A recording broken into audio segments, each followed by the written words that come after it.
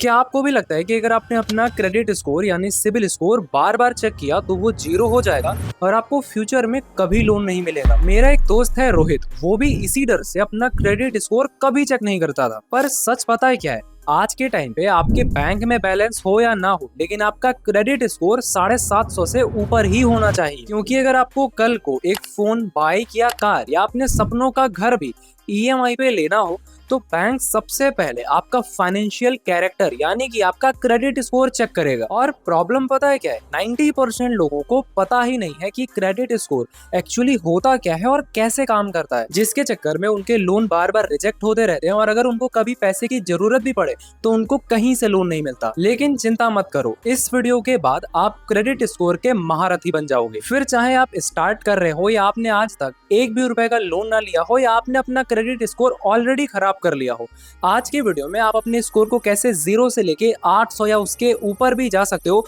उसके बारे में मैं आपको क्लियर रोड मैप भी दूंगा। और जितने भी डाउट आपको क्रेडिट स्कोर, सिबिल स्कोर इसको लेकर के आते हैं, वो सारे क्लियर करने वाला हूं केवल इस सिंगल वीडियो में। इसीलिए इसको ध्यान से देखना और स्किप तो गलती से भी मत करना, क्योंकि इस वीडियो को पहले तो मैंने बहुत ही सिंपल और इजी बनाया है जिससे आसान भाषा में सभी लोग समझ पाए। और ये वीडियो मैंने सबके लिए बनाया है, चाहे कोई न्यू हो, चाहे कोई अपने क्रेडिट स्कोर को इंप्रूव करना चाहता हो, या फिर भले ही किसी का क्रेडिट स्कोर खराब हो चुका हो, तो ये वीडियो सभी के लिए होगा।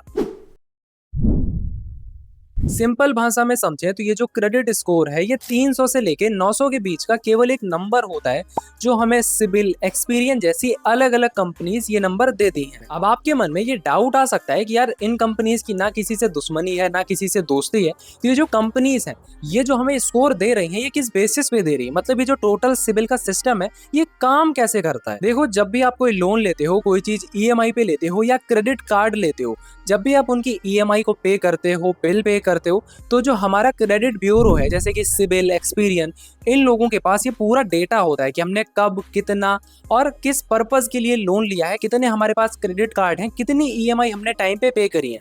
अब ये जो पूरा डेटा है ये इनके पास होता है और इसको एक कंप्यूटर एल्गोरिदम एनालाइज करता है, मतलब सिबिल का अलग होगा, एक्सपीरियन का अलग होगा, तो ये कंप्यूटर एल्गोरिदम एनालाइज करके हमें क्रेडिट स्कोर दे देता है, सिंपल सा। अब देखो, एक बात तो सिंपल सी है, जितनी आप सही से चीजें करोगे, लाइक आप ईएमआई को टाइम पे कर रहे हो, आप क्रेडिट कार्ड के जो बिल हैं उनको टाइम पे दे रहे हो, तो जो आपका स्कोर है वो धीरे धीरे 900 की तरफ बढ़ेगा, मतलब अच्छा होता जाएगा। लेकिन जैसे जैसे आप अपनी ईएमआई को टाइम पे नहीं करोगे, आप क्रेडिट कार्ड के बिल को पे नहीं करोगे, ईएमआई को स्किप करोगे, तो आपका क्रेडिट स्कोर खराब होता जाएगा और 300 की तरफ बढ़ेगा। तो क्रेडिट स्कोर जितना ज्यादा हो, जितना 900 के पास हो उतना अच्छा, और जितना 300 के पास हो उतना खराब। और अगर आपका क्रेडिट स्कोर खराब होगा तो ना ही आपको लोन मिलेगा, ना ही आप कुछ ईएमआई पे ले पाओगे, और अगर कभी आपको कोई जरूरत पड़ गई, कोई इमरजेंसी पड़ गई, तो आपको कोई बैंक लोन नहीं देगा। इसीलिए क्रेडिट स्कोर अगर आपका अच्छा होगा तो आपके लोन भी अप्रूव होंगे, आपको क्रेडिट कार्ड भी मिलेगा और आपको इंटरेस्ट रेट भी कम देना पड़ेगा। इसीलिए वीडियो में आगे हम जानेंगे कि कैसे हम अपने क्रेडिट स्कोर को इंप्रूव कर सकते हैं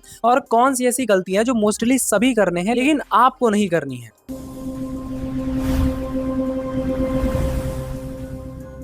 अब यहाँ पे सबसे इम्पोर्टेंट सवाल ये आता है कि हम अपने क्रेडिट स्कोर को एक्चुअली में चेक कैसे करेंगे, इसका क्या प्रोसेस है। देखो यार, ये बहुत आसान है। आप सभी के पास फोन पे, गूगल पे, पेटीएम, इनमें से कोई ना कोई ऐप तो जरूर होगी।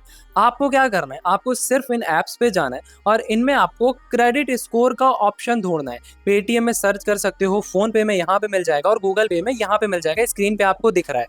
यहाँ पे जाके जब आप फर्स्ट टाइम जाओगे, अपना पैन कार्ड, अपना जो भी मोबाइल नंबर और जो भी डिटेल आपसे मांगे आप दे सकते हो। उसके बाद आपका जो क्रेडिट स्कोर है वो शो होने लगेगा। लेकिन यहाँ पे नए लोगों को एक बड़ा झटका लगने वाला है। अब ऐसा मैं क्यों कह रहा हूँ, क्योंकि यार जब भी आप बिल्कुल न्यू हो, आपने आज तक कोई लोन नहीं लिया, आपने आज तक कोई ईएमआई नहीं ली, आज तक आपने कोई भी फाइनेंशियल ट्रांजैक्शन नहीं किया है, तो हो सकता है आपको जो आपका स्कोर है या तो जीरो दिखाए, मतलब कि स्कोर अवेलेबल नहीं है। तो अगर आपको ये आता है कि आपका स्कोर अवेलेबल नहीं है तो डरना मत, इसका भी हम सोल्यूशन आगे देखेंगे।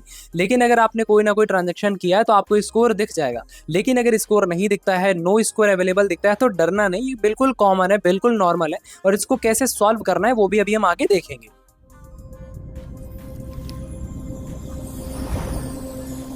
लेकिन अभी बात कर लेते हैं कुछ ऐसी टिप्स की जिसका अगर आप यूज करते हो तो आपका क्रेडिट स्कोर आसमान छूने लगेगा। और ये जो टिप्स मैं आपको बता रहा हूँ ये अपने मन से ऐसे ही नहीं बता रहा हूँ, मैंने बहुत रिसर्च करी है इसके बारे में, खुद के स्कोर पे इसको अप्लाई करके देखा है, उसके बाद मैं आपको बता रहा हूँ। देखो यार, टिप नंबर 1 और सबसे ज्यादा इंपॉर्टेंट, यार देखो, अगर आप 10 ईएमआईज को टाइम पे करते हो तो उससे बहुत ज्यादा फर्क नहीं पड़ेगा। हाँ, ऑब्वियसली फर्क तो पड़ेगा लेकिन बहुत ज्यादा नहीं पड़ेगा।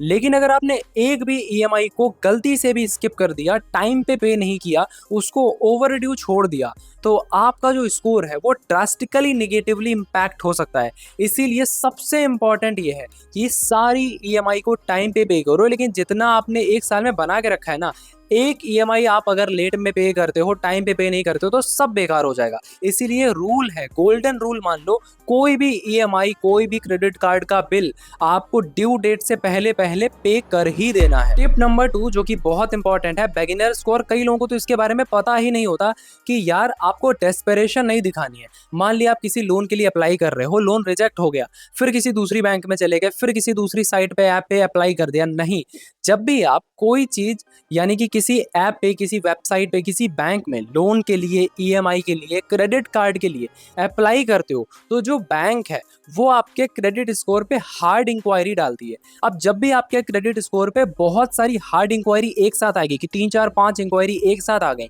तो जो आपका क्रेडिट स्कोर है वो डाउन जाएगा। क्योंकि जो क्रेडिट स्कोर के कंप्यूटर एल्गोरिदम है, इसको लगता है कि यार ये बंदे को लोन लेने की डेस्परेशन है। देखो, एक चीज आपको माननी पड़ेगी, बैंक उनको ही लोन देना चाहता है जो लोग लोन नहीं लेना चाहते या जिनके पास ऑलरेडी पैसा है, और वही लोग लोन लेना चाहते हैं मोस्टली जिनके पास पैसा नहीं है। तो ये एक लूप है भाई। इसीलिए अगर उनको लगता है ना कि भाई आप डेस्परेशन दिखा रहे हो, तो आपका जो स्कोर है वो थोड़ा थोड़ा पॉइंट नीचे गिरता रहेगा। इसीलिए रूल याद रखो, कभी भी एक साथ 2-3 से ज्यादा जगहों पे अप्लाई नहीं करना है अगर आप बार बार रिजेक्ट हो रहे हो तो। टिप नंबर 3 जो कि बहुत इंपॉर्टेंट टिप है और इसके बारे में किसी को नहीं पता, बहुत कम लोग हैं जिनको क्रेडिट यूटिलाइजेशन के बारे में पता है। अभी हम इसको आगे समझेंगे, लेकिन आज पहले एक सबसे बड़े लूप को तोड़ते हैं। देखो, आप बिल्कुल नए नए हो, आपने आज तक कोई लोन नहीं लिया, कोई ईएमआई नहीं ली, कोई आपने क्रेडिट कार्ड नहीं लिया, तो आपका जो स्कोर है वो एक तरीके से जीरो माना जाएगा, क्योंकि अभी तक कोई ट्रांजैक्शन हुआ ही नहीं, कोई डाटा है ही नहीं उनके पास। तो अब आप, क्योंकि जब आपके पास स्कोर नहीं है तो आपको कोई लोन देगा नहीं, अगर आपको कोई लोन या ईएमआई पे कोई चीज मिलेगी नहीं तो आप उसको पे नहीं कर पाओगे, और अगर उसको टाइम पे नहीं करोगे तो आपका स्कोर बढ़ेगा नहीं। तो अब इस लूप को तोड़ना कैसे है भाई? होपफुली आप समझ रहे हो कि मैं कहना क्या चाहता हूँ। तो इसका बेस्ट और सबसे आसान सोल्यूशन है एफडी बैक्ड क्रेडिट कार्ड। अब मैं तुम्हें सच बता रहा हूँ, मैंने भी जब ये स्टार्ट किया था तो मैंने भी एफडी बैक्ड क्रेडिट कार्ड का यूज किया था अपने स्कोर को इम्प्रूव करने के लिए। अब देखो, इसमें होता क्या है, हम बैंक के पास जाते हैं और कहते हैं कि भाई 1000, 2000, 500, 5000 जो भी आप करना चाहते हो उसकी यार मेरी एफडी कर दो। अब एफडी करने के बाद हम उनसे कहते हैं कि इस एफडी के अगेंस्ट में मुझे एक कार्ड दे दो। अब जब आप ऐसे ही बैंक के पास कार्ड लेने जाते हो तो बैंक तो क्रेडिट स्कोर देखती है, लेकिन वो तो है ही नहीं। लेकिन जब आप एफडी कराते हो तो बैंक के पास ऑलरेडी पैसा आ चुका है, उसके अगेंस्ट आपको वो कार्ड दे देते हैं, क्योंकि अब उनको पता है कि भाई कार्ड अगर आप टाइम पे नहीं करोगे तो वो एफडी वाला पैसा रख लेंगे। तो इसीलिए एफडी बैक्ड क्रेडिट कार्ड, अगर आपका स्कोर खराब हो चुका है, आप अभी स्टार्ट कर रहे हो, तो भी आपको मिल जाता है। तो सिंपल है, एक एफडी बैक्ड क्रेडिट कार्ड ले लो, उस क्रेडिट कार्ड की आपको एक लिमिट मिल जाएगी, जितना आप एफडी कराओगे उस हिसाब से।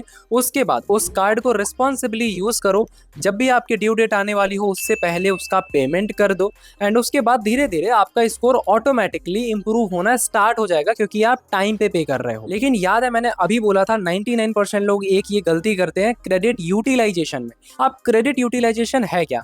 देखो, जब भी आपको एक क्रेडिट कार्ड लेते हो या आपको कोई लोन की लिमिट मिलती है तो वो होता है हमारा क्रेडिट यूटिलाइजेशन। अब मान लिया आपके पास एक कार्ड है जिसकी लिमिट है 1,00,000 रुपए।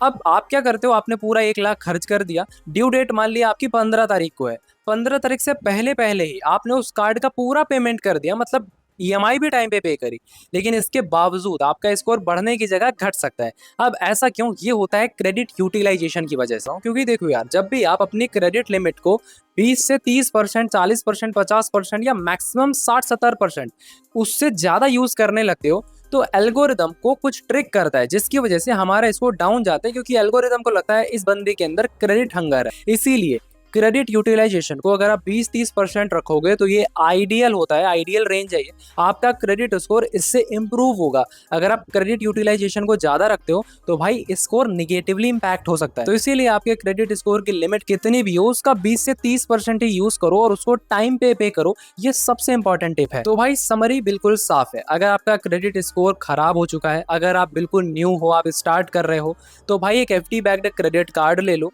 उस क्रेडिट कार्ड की जितनी भी लिमिट हो उसका केवल 20 से 30% यूज करो, उसको टाइमली रीपे करो। और आप किसी भी बैंक का क्रेडिट कार्ड ले सकते हो, ठीक है, जो भी बैंक आपको अच्छी लगे, जहां पे भी आपको अच्छे ऑफर्स मिले, खुद रिसर्च कर लेना। और ऐसे धीरे धीरे करके आप अपने स्कोर को 700, 750, 800 प्लस भी ले जा सकते हो। और हाँ, जाते जाते एक मिथ क्लियर कर देता हूँ कि क्रेडिट स्कोर अगर आप खुद चेक करते हो ना तो उससे कोई फर्क नहीं पड़ता। आप 1000 बार अपना क्रेडिट स्कोर चेक करो, उससे कोई फर्क नहीं पड़ेगा। तो इसीलिए टाइम टू टाइम अपने क्रेडिट स्कोर को चेक करो, जिससे आप उसको इंप्रूव कर पाओ। सो आज की इस वीडियो में इतना ही। वीडियो कैसा लगा है जरूर बताना। चैनल पे नए हो तो सब्सक्राइब कर लेना, वीडियो को लाइक करना। फिर मिलते हैं। जय हिंद।